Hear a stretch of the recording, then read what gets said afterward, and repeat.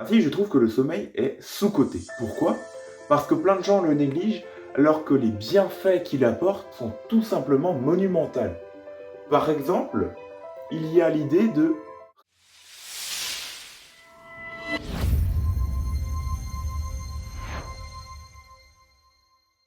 Alors aujourd'hui, le thème de la vidéo va parler du sommeil. D'ailleurs, le savais-tu? Plus d'un tiers de notre vie est passé au lit, en train de dormir. C'est énorme, n'est-ce pas? Donc, pourquoi pas apprendre quelques informations afin de bien dormir et de mieux dormir. Et surtout, plus rapidement. Cette vidéo se découpe en 3 parties. La première est celle de comprendre la structure du sommeil, puis la seconde partie est celle de t'apporter quelques astuces afin de mieux dormir, et enfin, une dernière partie dans laquelle je vais t'expliquer quelques méthodes, voire techniques, afin que tu puisses plus rapidement dormir.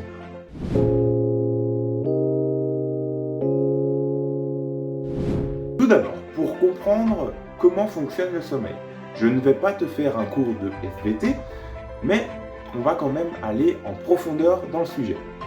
Il faut comprendre la notion de cycle circadien. Alors, qu'est-ce que c'est? Le cycle circadien correspond au rythme biologique d'une durée d'environ 24 heures qui consiste à une répétition de cycles chaque jour.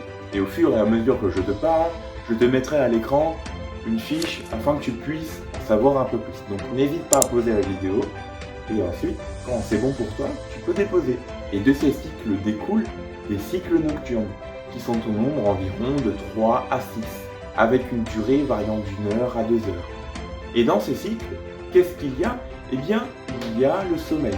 Mais le sommeil, eh bien, il est divisé en 2 parties. Car dans celui-ci, il y a une alternance entre un sommeil dit lent et ensuite un sommeil dit paradoxal. Mais qu'est-ce que le sommeil lent?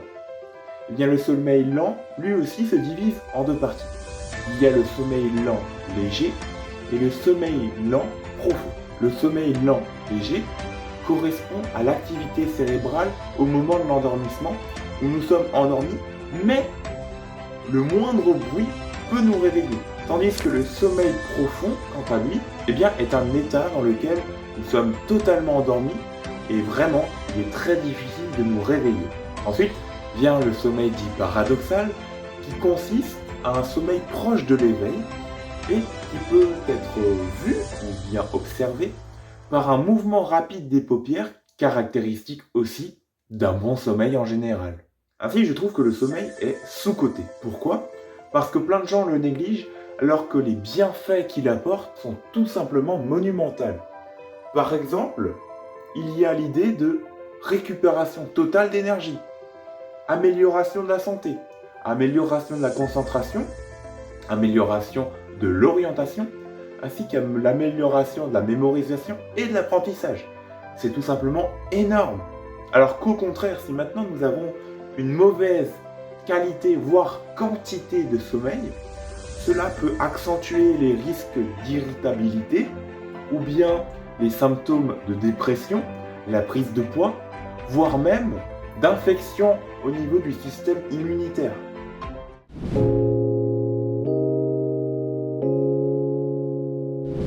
Mais donc, comment bien dormir? Eh bien, tout d'abord, ce qu'il faut savoir, c'est qu'il y a des tranches horaires respectées. On dit qu'en moyenne, il faudrait dormir environ 8 heures. Mais ça, c'est la moyenne générale.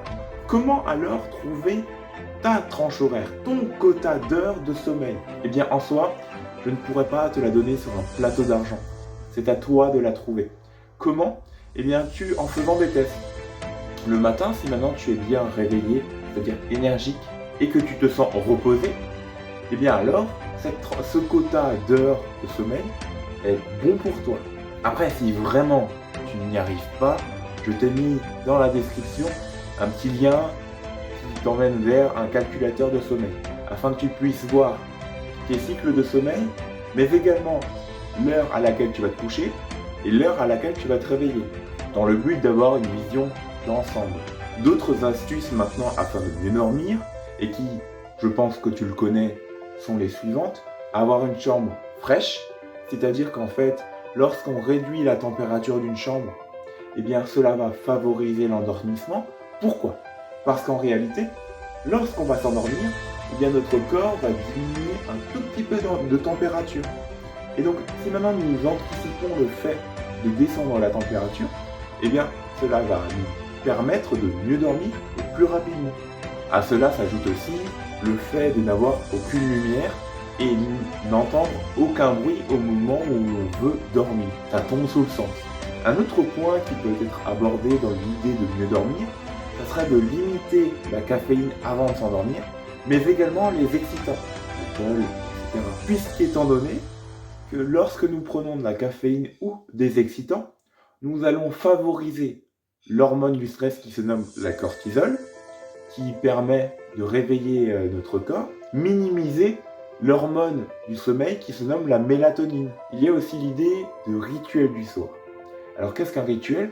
C'est une action répétée comme une habitude avant une action ou un choix. Par exemple, cela peut être le fait de méditer avant de s'endormir. Et en faisant cela, nous allons conditionner notre cerveau, c'est-à-dire le programmer, afin que lorsque nous méditons avant de nous endormir, nous envoyons un signal à notre cerveau qui lui dit « Attention, je vais bientôt m'endormir ». Et en lui disant ça, il va déjà commencer à sécréter les hormones du sommeil, notamment la mélatonine, car il sait qu'après, vous allez dormir. Et cette technique était aussi à corréler avec le fait de se coucher à des heures fixes. Puisque comme je l'ai dit dans le cycle circadien, eh bien, notre cerveau va se programmer aux différents cycles de la journée.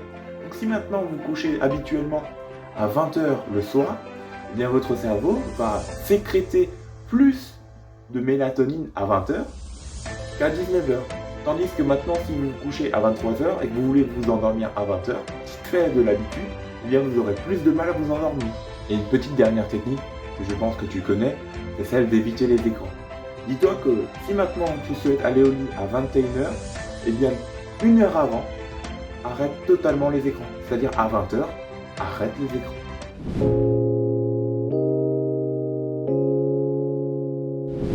Mais concrètement, comment dormir en un éclair? Car la théorie c'est bien beau, mais moi je veux dormir plus rapidement, et je te comprends.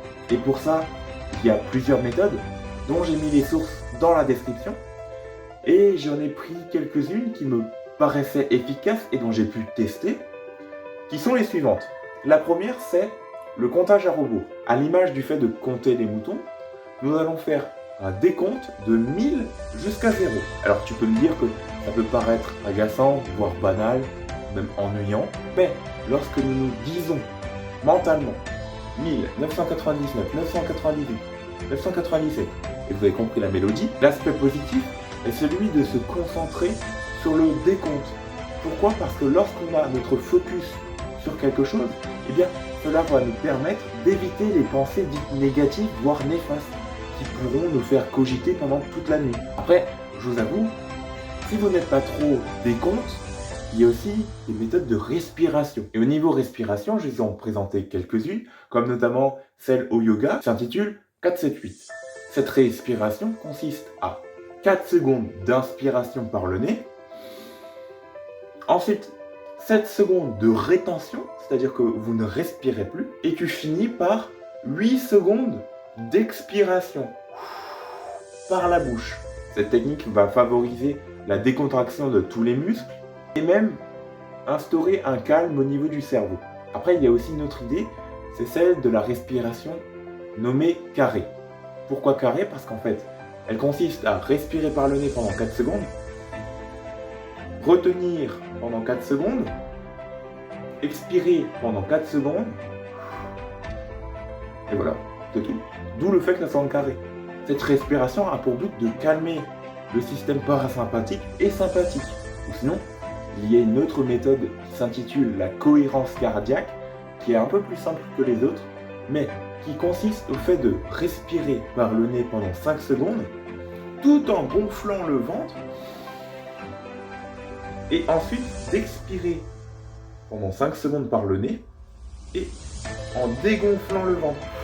Et en faisant cela, vu que vous faites une respiration abdominale, cela va diminuer la cortisol, qui est l'hormone du stress, donc celle qui va nous réveiller, et aussi produire une sensation d'apaisement, très favorable à celle de l'endormissement. Une autre petite technique est celle si maintenant vous cogitez, notez les pensées dérangeantes par exemple. Ah, je dois faire les courses. Ah non, je dois faire ça. Ou je dois lui dire quelque chose. Prenez un petit carnet, écrivez-les. Et comme ça, c'est fait. Vous savez que vous devez regarder ce petit carnet le lendemain. Et ensuite, il y a une autre technique que moi j'aime beaucoup, qui est la visualisation positive. Cela consiste à s'imaginer dans un lieu et d'imaginer tout plein de choses qui peuvent être agréables. Par exemple, ça peut être la plage, la nature, etc. Vous avez compris à nouveau la mélodie. Et dans le but de vous calmer, mais aussi de vous concentrer sur le lieu, afin d'éviter les pensées qui peuvent être récurrentes et redondantes.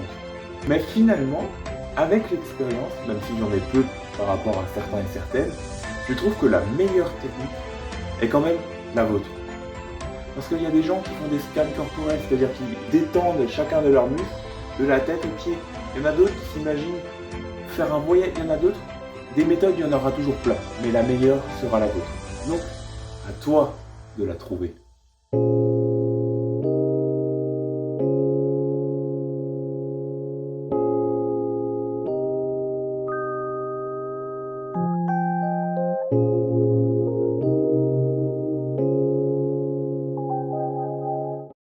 J'espère que cette vidéo t'aura plu. N'hésite pas à laisser des commentaires afin que je puisse m'améliorer. Et moi, je te dis à la prochaine. C'était Alban. Ciao!